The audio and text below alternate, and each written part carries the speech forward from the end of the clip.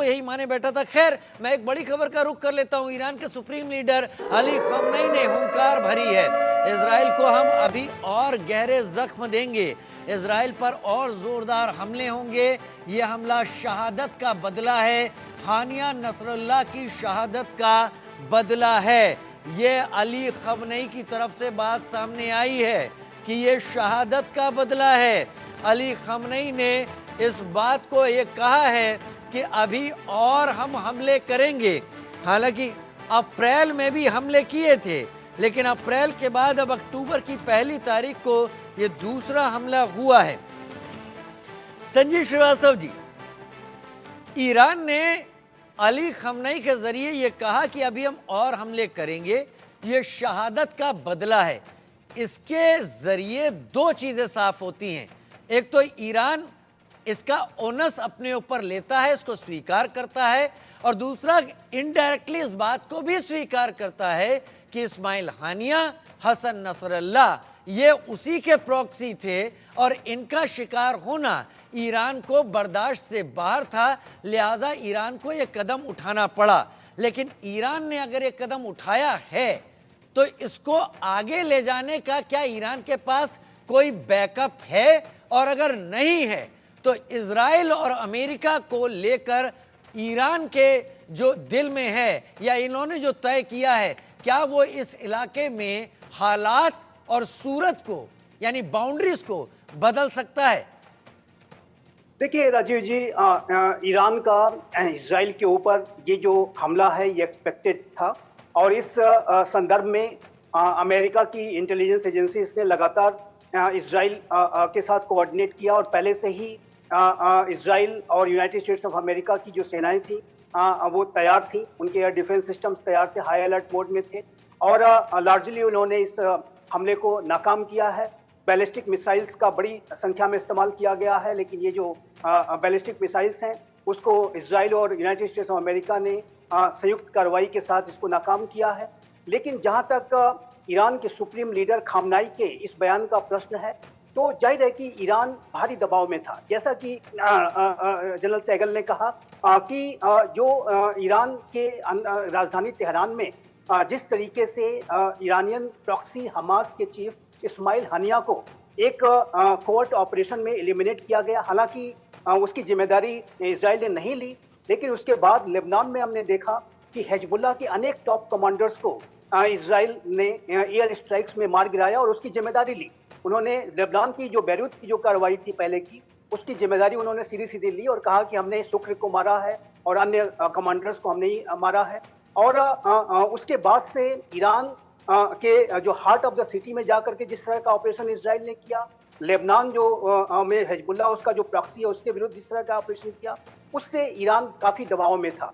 और जब Hassan Nasrallah जो कि हिजबुल्लाह का चीफ है और उसके जो अन्य हिजबुल्लाह के जो टॉप कमांडर्स को जिस तरीके से इजराइल ने हाल के समय में एलिमिनेट कर दिया, उसके बाद तो ये ईरान के लिए बिल्कुल आवश्यक हो गया था कि वो कुछ इस तरीके की कार्रवाई करके दिखाए ताकि ये मैसेज दिया जा सके कि वो कमजोर नहीं है। और ईरान ने ये कार्रवाई जो की है, ये जो मैसेज है वो अपनी जनता, जो ईरान की जो आवाम है, उसको भी अपनी डोमेस्टिक कॉन्स्टिट्यूएंसी को ये मैसेज देने की कोशिश की है कि ईरान के ऊपर अगर कोई इतना बड़ा हमला करेगा ईरान की राजधानी तेहरान में आकर के, और उसके जो प्रॉक्सीज हैं, उसके जो एलाइज हैं, उसके साथ कोई अगर कोई इस तरह की कार्रवाई करेगा तो ईरान भी रिस्पॉन्ड कर सकता है।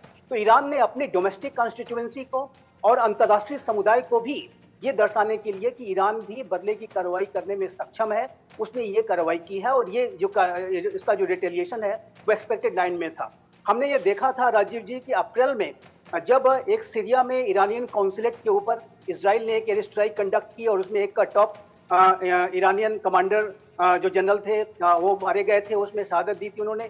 तो ऐसे में जो ईरान की तरफ से एक बड़ी कार्रवाई अप्रैल के महीने में भी की गई थी और उन्होंने 300 से ज्यादा मिसाइल्स, ड्रोन इत्यादि के माध्यम से हमला किया था और उसको भी अमेरिका और इजराइल ने मिलकर के नाकाम किया था। तो ये 5 से 6 महीने के अंदर ये दूसरा ईरानियन हमला है। और लेकिन जहां तक इजराइल के आप एक्शंस को आप देख रहे हैं, तो इजराइल हमास को तो उसने एक खात्मे के कगार पर पहुंचा ही दिया है, लेकिन हमास के समर्थन में जिस तरीके से ईरान के अन्य प्रॉक्सीज, विशेष रूप से हिजबुल्लाह, जो कि इसराइल के साथ बॉर्डर शेयर करता है, वो बड़े हमले की साजिश रच रहा था। उसको नाकाम करने के लिए और हिजबुल्लाह किसी तरीके का 7 अक्टूबर जैसा हमला करने का दुस्साहस न कर सके, उसके बारे में सोच भी न सके, इस तरीके की स्थिति में हिजबुल्लाह को पहुंचाने के लिए इजराइल की तरफ से प्री एम्प्टिव ऑपरेशंस के तहत बड़ी कार्रवाइयां की गई, जिसमें कि पहले pager blast, walkie talkie blast इत्यादि के माध्यम से। फिर उसके बाद हमने देखा कि 2006 के बाद से इजराइल की तरफ से लेबनान में सबसे बड़ी एयर स्ट्राइक्स कंडक्ट की गई। और उसके बाद जो तीसरा जो मेजर ऑपरेशन हुआ कि जो हिजबुल्लाह का जो हेडक्वार्टर है उसके ऊपर ही 5000 पाउंड्स के बॉम्ब्स गिराए गए और उसमें हसन नसरल्लाह मारा गया। तो ये जो इजराइल की जो कार्रवाइयां हैं वो मैसिव है। इजराइल आतंकवाद के प्रति जीरो टॉलरेंस की पॉलिसी के तहत कार्य करता है और वो आप जानते हैं कि बेंजामिन नेतन्याहू का जो व्यक्तित्व है वो कितना ज्यादा हार्ड लाइनर है और वो उनका अगर पूरा इतिहास उठा करके देखें तो अपने एक बेहद सख्त छवि के लिए जाने जाते हैं और वो अभी पूरी तरह से कमांड में है। और ऐसे में आने वाले समय में राजीव जी मैं स्पष्ट रूप से देखता हूं कि जो हिजबुल्लाह के ऊपर जो कार्रवाइयां हैं वो इजराइल की जारी रहेंगी और अगला जो सबसे बड़ा जो निशाना है वो हुती है।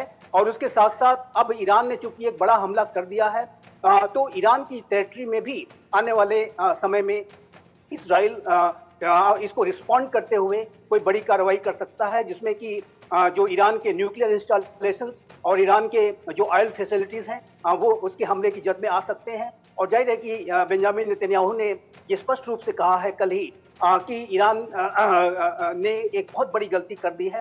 और जाहिर है कि जब बेंजामिन नेतन्याहू इस तरह की बातें करते हैं तो वो उस पर अमल करके भी दिखाते हैं। अभी हाल में आपने देखा कि यूएनजीए में उन्होंने जो स्पीच दी, एक फायरी स्पीच दी और उसमें उन्होंने कहा कि इजराइल के हाथ इतने लंबे हैं कि वो ईरान के किसी भी कोने तक पहुंच सकते हैं। उन्होंने चेतावनी ईरान को दी थी लेकिन ईरान ने उस चेतावनी को हिट नहीं किया और जाहिर है कि उसने एक बड़ा हमला कर दिया है और अब उसे निसंदेह मेरे असेसमेंट के मुताबिक इजराइल रिस्पॉन्ड करेगा, लेकिन वो अपने टाइम और अपने प्लेस को वो खुद चूज करेगा। और जैसा कि कहते हैं कि at the time of our own choosing we will respond. तो ये ईरान के जिस हमले को जो इजराइल है समय भी हम तय करेंगे, जगह भी हम तय करेंगे और हथियार भी हमारा होगा।